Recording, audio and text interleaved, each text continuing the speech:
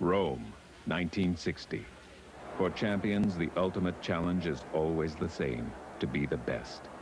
Wilma Rudolph set new records in the 100-meter dash, 200-meter dash, and won the 400-meter relay. In setting this pace, she became the first American woman to win 3 gold medals in Olympic track and field competition. Her triumph was called a miracle. I grew up a lot different from most kids. I grew up with a series of childhood illnesses. The beginning for me was scarlet fever, pneumonia, and the end result was polio, and I wore braces until I was 9 years old.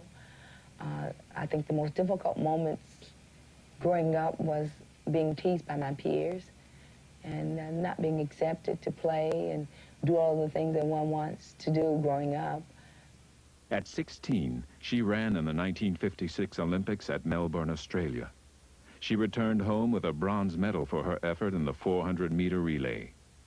At home, her incredible speed brought her something worth more than gold, a scholarship.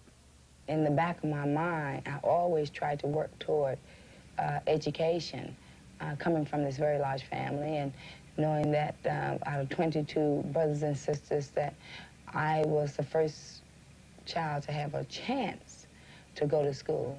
And the grandest aspect was that I could trade off my athletic ability for the scholarship, and that was how I thought of it. Wilma Rudolph's dream is to become the most famous woman runner in the world. In 1960, her moment arrives. Her stage, Rome, the Olympic Games. My coach, Ed Temple at Tennessee State, that I had been with since I was 13 years old, was named the United States coach for the women's track and field team. So of course we rejoiced, because it's not very often that you have a chance to have your coach with you. That is something that is so very rare and so very special. And he would always stay with me until the very moment that I had to go through the tunnel to get into the stadium. And then he would run to this one special seat. And by the time I came underneath the tunnel into the stadium, I could look and see him. And that was all I needed. I think every sprinter that goes to that starting line, that moment is afraid of losing. That is always there. But the fear that is in the pit of the stomach, it is more of a nervous reaction than anything else. If it is not there for me, that is a day that I might as well not run, because there's no adrenaline. When it's there, I know that I'm on target, that I'm listening for that sound. And I always had the worst start in the history of any sprinter because of my size. And I was the tallest sprinter that ever came through the United States. And my first 30 to 45 yards, I was never in the race. So I was always happy they didn't have 30 and 40-yard races. But the farther I ran, the faster I became. And I could always accelerate in the end. And that was the key to the successes of Wilma Rudolph. Never the start.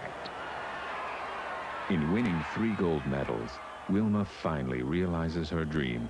Now, she must find new motivation to win.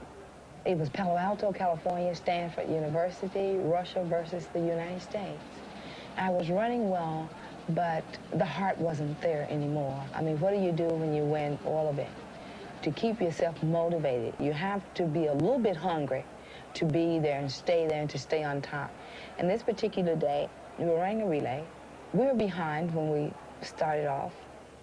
And you always think on a stagger start, and you know on a stagger start that, okay, she's going to catch her in the turn, and by the time the baton is passed, we're going to be even. Well, that didn't happen. And then when they passed it the next time, I said, well, by the time they get to the next person, we will be even, or we will be one step ahead. It didn't happen. And by the time it got to me, I saw that we were behind. And I made myself a promise that day. I said, if you catch the Russian, it's history, retire. If you do not catch the Russian, you will have to run another 4 years for the Olympics in Tokyo, Japan. I caught the Russian. I retired. It became history. It was the fastest single race that I'd ever ran in the history of my career.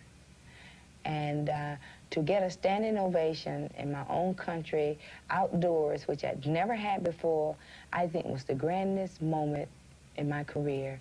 I retired that day. and I have never regretted it.